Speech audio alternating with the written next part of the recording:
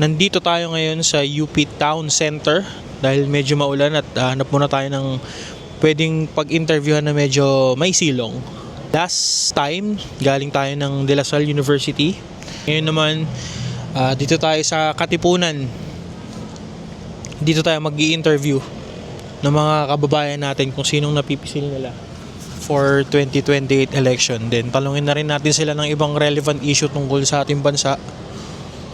For 2028, baka may napipisil ka na sa kanilang dalawa? Kung may pipisilin ako sa singit, si Sarah. Lenny po. Lenny. Ano pong dahilan? Merong sariling gawa at saka yung mga sinasabi niya, ginagawa niya, maraming plataforma na pinapakita sa tao. Tsaka yung mga pinapakita niya sa Naga is kung ano yung mga sinabi niya na may nakikita or may napapaliwanag talaga sa kanila. Yun lang. So mga nagawa ni Mayor Lenny, even nung Vice President siya, ano yung pinaka nagustuhan? Una sa lahat yung wala siyang confidential funds. Very open siya. Alam niya kung sino yung mga tatargetin, kung alam niya kung sino yung mga may background. Each department, kung sino yung may mga kakulangan or kung sino yung may mga ghost projects. So parang noon pa lang binibigyan na tayo ng signs upang gumising yung mga tao. Ma'am, for last question, in favor ka ba sa impeachment ni VP Sara? Yes. And bakit po? Unang-una sa lahat, nakikita natin yung ugali niya in terms of people. Ganun ba dapat ng isang vice-presidente? Nakikita ba natin siya na imbis na makita sa impeachment, nagsasabi about sa gunman? Dapat ba na makita natin siya sa ganung pananalita? So, sana sa next election is mamulat na tayo and magising na tayo sa katotohanan para hindi na ulit mangyari ito. Yun lang. Ma'am, thank you sa oras mo. Yun lang yung tanong namin. Salamat po. Thank you sa oras. For 2028, baka may napipisil ka na sa kanilang dalawa? Si Lenny po. Ano pong dahilan mo? Kasi una, very transparent siya. Tayo bilang mga taxpayer, dapat alam natin kung saan napupunta yung mga binabayad natin na tax. Kasi bago pa yung dumating sa atin, nakakaltas na yan. So, mahalaga na alam natin kung saan napupunta yung mga tax na binabawas sa atin. Pangalawa, credible dahil abogado siya, may alam siya sa batas, kaya I think pwede niyang i-apply yung knowledge niya na yun para pabutihin yung batas natin dito sa Pinas. So, ayun. Ma'am, another question sa mga nagawa ni Mayor Lenny, even nung Vice President siya, ano yung pinaka nagustuhan niyo po? Sa ngayon, nakikita ko kasi sa news na meron siyang pinatupad na app na ina-apply niya na sa Naga ngayon as a mayor is yung transparency talaga niya, yung alam ng mga tao yung budget nila, yung mga binabayad nila na buwis, kung saan talaga napupunta, malinaw. So, I think yun yung edge niya over si VP Sara na ngayon nagkakaroon tayo ng sobrang daming conflicts dahil hindi natin alam kung saan napupunta ng maayos yung ating mga buwis. So, I think yun yung favorite ko kay Mayor Lenny. Ma'am, last question. Sa impeachment ni VP Sara, in favor ka po ba? Yes na yes, 100%. Kasi nga, bilang na-mention ko, yung mga politiko, dapat sila ay public servant. Kung may boss man, dapat tayo yun kasi tayo ang nagbabayad sa kanila, tayo ang nagpapasahod sa kanila. Kaya, pabor ako sa impeachment ni VP Sara kasi, ayun, hindi niya may paliwanag ng maayos kung saan napupunta yung mga pera natin. Hindi ko rin kilala kung sino si Mary Grace Piatos at si Andy Lim. Kaya, ayun, for me, yes, in favor ako sa impeachment niya. Ma'am, yun lang naman yung tanong namin. Thank you po sa oras. Okay. Baka may napipisil ka na sa kanilang dalawa? Sa kanilang dalawa. Wala pa akong para sa akin kasi po nung nakaraang botohan, binoto ko po si Miss Lenny Robredo po eh. Ngayon po, Lenny pa din? Hindi ko pa po masabi, wala pa po akong sure na sagot. Okay po. Inaano ko pa rin po sila, kinikilatas ko kasi sino bang mas maging magaling na. Okay po. Ma'am, sa impeachment ni VP Sara, pabor ka po ba? Hindi ko po napanood eh. Yung matanggal siya sa pwesto niya. Ngayon. Si Sara, para sa akin okay naman si Miss Sara Duterte, lalo na yung sa pamumuno ng tatay niya. Mas gusto ko yung panahon ng si Pangulong Duterte kasi totoo lang yung mga addict na talaga na wash out talaga sa. Tapos ngayon ang dami na namang krimen. Hindi ko na naman maintindihan yung nangyayari sa lipunan. Opo. Ma'am, yun lang naman yung tanong namin. Thank you po sa oras niyo. Ingat po kayo, ingat. For 2028, baka may napipisil ka na sa kanilang dalawa? Kay Duterte. Anong dahilan, sir? Dahil naubos yung mga adik dito. Tapos secure yung paglalakad sa kalsada, maliwanag. Sa Caloocan kasi ako, ligtas doon. Yun lang. Ang sa mga nagawa ni Vice President Sara, anong pinaka nagustuhan mo? Sa mga nagawa niya. Nagawa niya. Kasi sa akin, ROTC, disiplina para sa mga kabataan. Yun lang. Sir, last question na. Sa impeachment ba ni VP Sara, pabor ka ba? Papatalsik sa pwesto niya. Hindi. Anong dahilan, sir? Hindi naman niyang mapapatalsik eh. Kasi wala naman nagtutuloy. Takot sila sa kanya. Yun lang. Sige, sir. Sir, yun lang naman. Thank you sa oras mo. Kung for 2028, baka may napipisil na po kayo sa kanilang dalawa. Of course, si Lenny. Anong dahilan? It has always been Lenny. Siyempre, yung good governance. And I guess, matagal naman na rin natin siyang hinihintay na bumalik. Yeah. Ma'am, another question sa mga nagawa ni Mayor Lenny, even nung Vice President siya, ano yung pinaka nagustuhan niyo po? Even hindi pa siya president, no, the way that she's helping others even without the authority. Yan yung pinaka nagustuhan. Ma'am, last question. Sa impeachment po ni VP Sara, in favor po ba kayo? Of course. Bakit po? I think all the Filipinos deserved a better government. Ma'am, thank you sa oras. Yun lang yung tanong namin. Thank you po sa oras niyo. Sir, for 2028, baka may napipisil ka na sa kanilang dalawa? For me po, siguro si Lenny na lang po. Ano pong dahilan, sir? Hindi po din po kasi masyado akong tutok sa politics. Pero like, from what I see on TikTok, from nababalitaan ko po, yung transparency po ni Lenny is super ganda. Like, lahat ng plataforma niya. Tapos yung nung nag-VP po siya, wala din po siyang confidential funds. So, bale po, parang yung buong transparency, like, informed kami sa nangyayari kapag siya po yung nagsaserve. Kaya po yung mas prefer ko po sa kanila dalawa, si Lenny po. Sir, another question sa mga nagawa ni Mayor Lenny, even nung Vice President siya, ano yung pinaka nagustuhan mo? I'm not sure po kasi sa mga projects kasi, ayun, gayon pa lang ako magboboto. Pero like, yun nga po, yung transparency niya, like, yung buong platform niya na dapat accountable yung mga politiko and the government should serve the people and not the people should serve the government po. Tapos yun nga po, yung transparency. So, maganda po overall yung naging platform niya regarding that and kaya po ako naging pabor kay Lenny. Sir, last question. Sa impeachment ni VP Sara, pabor ka po ba? Bakit po? Personally po, medyo pabor po ako. Kasi like, from what I saw sa term po ni VP Sara, medyo wala po siyang nagawa. Like, personal opinion ko lang po yun. Tapos yung recent TikTok po na naging viral, yung tinanong po siya about Pax Silica, tapos parang wala po siyang alam. Lalo na napakalaking issue ng Pax Silica sa Pilipinas. Tapos as Vice President, wala siyang alam tungkol doon. Medyo nakakapagtaka po, and if siya yung magiging presidente, baka wag na lang po sana. Ayun lang naman po. Sir, yun lang naman yung tanong namin. Thank you po sa oras niyo. Ingat po, for 2028, baka may napipisil ka na sa kanilang dalawa. Kay Lenny ako. Anong dahilan, sir? Wala eh, parang di talaga ako masara, sorry ah. Pero Ateneo kasi ako eh, so supported talaga ako kay Lenny ever since naman dati pa. Sa mga nagawa ni Mayor Lenny, even nung Vice President siya, ano yung pinaka nagustuhan mo? Wala akong na-pinpoint na isa, pero feel ko talaga nung si Lenny, nung yung VP natin, parang in safe hands talaga tayo eh. Parang tiwala talaga ako sa kanya, kaya kay Lenny po talaga ako. Sir, last question. Sa impeachment ni VP Sara, in favor ka po ba? Honestly, yes, medyo in favor din ako kasi super controversial na rin yung mga nangyaring about sa mga ginagawa ni VP Sara. So, yeah. Sir, ilang naman yung tanong namin. Thank you sa oras. For 2028, sir, baka may napipisil na kayo sa kanilang dalawa. Sorry, parang surprise test. What do you mean napipisil? Napupusuan. There's only one valid candidate, si Lenny. Lenny. Ikaw, ma'am. Ako nung previous election, si Lenny yung sinusuportahan ko, pati yung pangangampanya niya. So, si Lenny pa rin naman. Ano pong dahilan? Ano ba ikukumpara natin yung nagawa? Mahabang listahan ng mga mabuti at masamang nagawa nila each. Kung may nagawa mong masama si Lenny whatsoever, based on the available information we have, it's an easy choice to make. Okay. Sa impeachment ni VP Sara, in favor po ba kayo?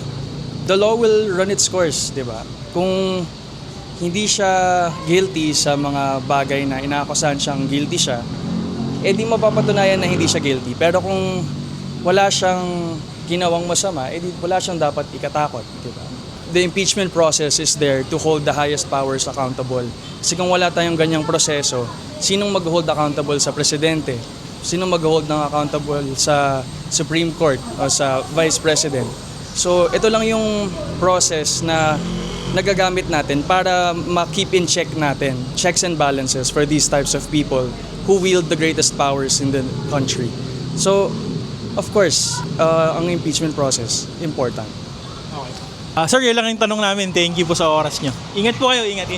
For 2028, sir, baka may napipisil ka na sa kanilang dalawa. Actually, wala pa eh. Pero, ayoko kay Sarah. Yung family ko, Lenny eh. Siyempre, kung si Sarah, hindi nga alam paksili ka eh. Siguro Lenny. Anong dahilan, And sir? then, marami naman kasi tahimik din si Lenny. Mas okay yung galaw niya last time sa sinasakupan niya. Sa mga nagawa ni Mayor Lenny, even nung Vice President siya, ano yung pinaka nagustuhan mo? Transparent lang siya. Then, marami siyang nagawa based sa sinasabi nila mama. Sir, last question. Sa impeachment ni VP Sara, pabor ka po ba? Bakit? Yes, kasi gusto ko ng transparency na sagot. Kasi sabi nga ni Robin, dapat lahat maging transparent. Tapos buksan na lahat ng account, bank account nila. So dapat gawin din nila sa kay VP Sara. And syempre yun nga, transparency nga yung hinihingi natin, which is hindi natin nakita kanila kay BBM and Sara ng last time na magkakaroon ng transparency. And ayun nga, unite. Wala sila nun. Nag-away din sila last time eh. So, ang hinihingi lang naman, magkaroon ng transparency sa back. Ayun lang. Okay. Sir, yun lang naman yung tanong namin. Thank you sa oras mo. Yun lang naman. Salamat, sir. For 2028, baka may napipisil ka na sa kanilang dalawa. Kay Lenny po. Ano pong dahilan? Nakita naman po natin sa mga plataforma niya sa Naga is maganda naman po yung mga reviews, and kay VP Sara is may mga allegations po na nangyayari ngayon sa ating bansa. Sir, another question sa mga nagawa ni Mayor Lenny, even nung Vice President siya, ano yung pinaka nagustuhan mo? Yung around the Vice President siya is hindi kasi ako noon active sa politics. This term niya na mayor sa Naga is yung may app siya na Naga app or something. Nandun po yung updates or mga concerns po is napaparating po doon through app para malaman po agad sa side niya. Yung po. Sa impeachment ni VP Sara, pabor ka po ba? And bakit? For me, yes, kasi yun nga po, marami pong allegations yung sa confidential funds. Parang for me, hindi ko siya inaramdaman. Mas maganda na nag-focus siya dapat sa education system and yung sa bagong curriculum. Mas nag-focus ko siya dapat doon. Yun lang. Okay po. Sir, yun lang naman yung tanong namin. Thank you sa oras nyo. For 2028, baka may napipisil ka na sa kanilang dalawa. For me po si Lenny. Ano pong dahilan? For the good governance, mas maganda yung mga nagagawa nila niya kaysa sa iba. So, parang mas okay yung Philippines if siya yung mamumuno. For me lang. Sir, another question. Sa mga nagawa ni Mayor Lenny, even nung Vice President siya, ano yung pinaka nagustuhan mo? Para sa akin yung pamumuno niya talaga. Like, ang maganda lang po talaga yung pakikisama niya and connection. Matulungan din po. Okay. Sir, last question. Sa impeachment ni VP Sara, pabor ka po ba and bakit po? Purely yes. Ano pong dahilan? Because hindi pa naman po niya na papatunayan yung kung anong kailangan patunayan niya, lalo na sa confidential funds. And mga issue right now, hindi rin niya alam. Like, Paxilica, hindi niya alam. So, dapat, if she wants to be a president, dapat alam niya kung anong mga kailangan. That's it. Thank you. Sir, yun lang naman yung tanong namin. Thank you sa oras. Ingat kayo, ingat. For 2028, ma'am, baka may napipisil ka na sa kanilang dalawa. Sara? Sara, anong dahilan, ma'am? Wala pa akong basta ko lang, Sara lang. Sa mga nagawa ni VP Sara, anong pinaka nagustuhan mo? Kaya ko magbigay ng comment. Sige ma'am, thank you po. For 2028, baka may napipisil na kayo sa kanilang dalawa. Para sa akin po, si Mayor Lenny Robredo. Kasi ever since po, yung family namin Makalani na talaga, alam namin yung ginawa niya and alam namin na may magagawa pa siya this 2028. The same rin po, Miss Lenny Robredo. Sobrang lang po siguro siya, hindi lang po talaga napansin nung time niya po as Vice President. But I know po na tumulong po talaga siya sa mga, lalo na po sa mga nasalanta ng bagyo year, nakalimutan ko yung year, pero alam ko po marami po siya natulungan. And na-overlook po yung efforts niya towards sa bansa natin na yes, ganun po. Another question po sa mga nagawa ni Mayor Lenny even nung Vice President siya. Ano yung pinaka nagustuhan nyo? Pinaka nagustuhan ko po yung very clean yung slate niya. Transparent po siya. Unlike yung current na Vice President natin, which is si Sara Duterte. I really like how Leni Robredo was very transparent with the whole of her run as Vice President. At the same time, parang kung i-compare niyo po sa current Vice President and sa as Vice President si Miss Leni Robredo before, makikita niyo naman po kung gaano kalinis yung record ni Miss Leni, which is kung papalarin na hanggang 2028 mangyari yun, edi mas malinis pa po yung record na mangyayari sa kanya. Sa impeachment ni VP Sara, in favor po ba kayo? And bakit po? Yes, of course. Alam naman natin yung ginawa niya sa confidential funds ng DepEd. Sobrang walang nagawa nung time niya as DepEd Secretary and dapat siyang managot doon. Yan lang po. Tsaka po, in favor din po ako kasi technically, bakit pa mapupunta sa impeachment trial kung wala naman talagang kasalanan in the first place. Dapat naging transparent na talaga siya in the first place para hindi kami magduda sa kung anong ginagawa niya sa funds na dapat para sa mga Pilipino or para sa mga katulad nating mamamayan ng bansa. Ma'am sir, thank you sa oras niyo. Yun lang naman po. And ingat po kayo, ingat po. Ingat. For 2028, ma'am, baka may napipisil ka na sa kanilang dalawa. Si Lenny po. Ano pong dahilan mo? Dahil proven track record naman as seen. Even after like she lost the presidential race noong 2022, kita pa rin naman yung work niya sa Naga. Unlike yung isa na, ayun, basta ako, nakaangat na ako. So, dun tayo sa patuloy na gumagawa para sa Pilipino. Another question sa mga nagawa ni Mayor Lenny even nung Vice President siya. Ano yung pinaka nagustuhan mo? Ako yung response niya talaga during the pandemic. So, syempre inuna niya talaga yung mga frontliners natin. She made sure as well na I think even yung simplest things such as for example logistics kasi malaking tulong nun sa mga frontliners natin. So, yung mga libreng sakay, ganyan. I think very important siya. And also yung mismong Angat Buhay program naman na patuloy even before during her vice presidency na patuloy yung foundation, malaking tulong din. And I think maganda na kita kasi yung transparency sa Angat Buhay Foundation na willing din yung mga tao magbigay. Someone na naging part din ng parang relief nila last time. It was really good to see how communities are willing to be brought up together if they know na nagagamit naman ng tama yung pera nila. Ma'am, last question regarding sa impeachment ni VP Sara. In favor ka po ba and bakit po? Yes, dahil hindi nagagaranti ng 30 million votees, hindi ito excuse para hindi tayo maghingi ng accountability. So maybe meron nga tayong 30 million votees but even these people also deserve yung kanilang binoto is ma-held accountable. Pati yung mga pondo ng bayan na nilaan din nila mismo is dapat transparent din. Ma'am, yun lang naman po yung tanong namin. Thank you po sa oras niyo. For 2028, sir, baka may napipisil ka na sa kanilang dalawa. Bale sir, kay Lenny po. Anong dahilan, sir? Kasi po napakalino naman po ng rason kung bakit po si Lenny po yung pinili ko sir. Kasi transparent po siya and kita naman po sa nagawa niya throughout his term po as a Vice President po. Comparing po sa Vice President natin na si Sara Duterte. Sir, another question sa mga nagawa ni Mayor Lenny even nung Vice President siya. Ano yung pinaka nagustuhan mo? Siguro po yung platform niya po sa transparency po kasi yun po yung pinakamahalaga na aspeto po sa government para sa akin po.